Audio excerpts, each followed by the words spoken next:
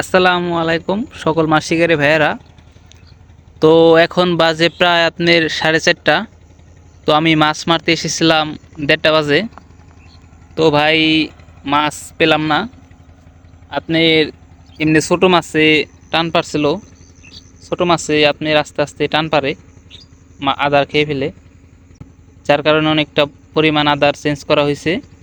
তারপরেও মাছের কোনো দেখা মিলে নাই। তো বন্ধুরা আজকেও মাছ পেলাম না। তো আমি আগামীকাল এই জায়গা সার করছিলাম। আমি ভাবছি যে আজকে মাছ হয়তো চাপছে, বড় মাছ, কিন্তু মাছের কোনো দেখা মিলল না।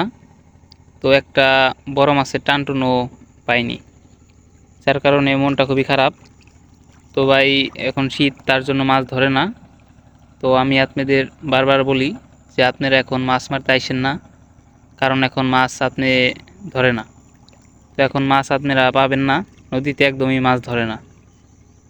আপনার এমনি এই যে জায়গা দিয়ে মাছ কয়েকটা ওয়াশ করে, বড় মাছ 5 কেজি, কিন্তু আপনার এ জায়গা আমি প্রতিদিন ট্রাই করতেছি, কিন্তু একদিনও আপনার মাছের দেখা মিলে নাই, একদিনও মাছ আদার উদার খায় না। তো ভাইয়েরা, শীত কমলে মাছ খাবে, তো এখন শীত, তার কারণে মাছ খায় না, এটাই বুঝতে পারলাম। তো শুধু শুধু মাছ মারতে এসে কোনো লাভ হবে না। তো মাছ একদমই ধরে না। আপনার ছোটো মাছে খালি টান পারে, অনেক আস্তে আস্তে টান পারে, অনেক আস্তে আস্তে আপনার ছোটো মাছ। তো বড় মাছ আদার খায় না।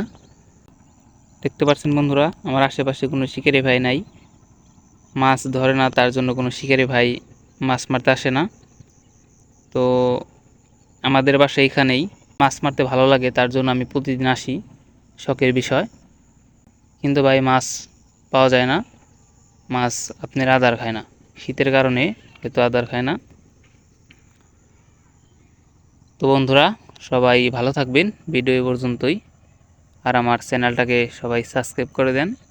ইনশাল্লাহ পরবর্তীতে আবার নতুন কোনো আপডেট নিয়ে চলে আসবো আপনাদের মাঝে। তো সবাই ভালো থাকবেন। আসসালামু আলাইকুম।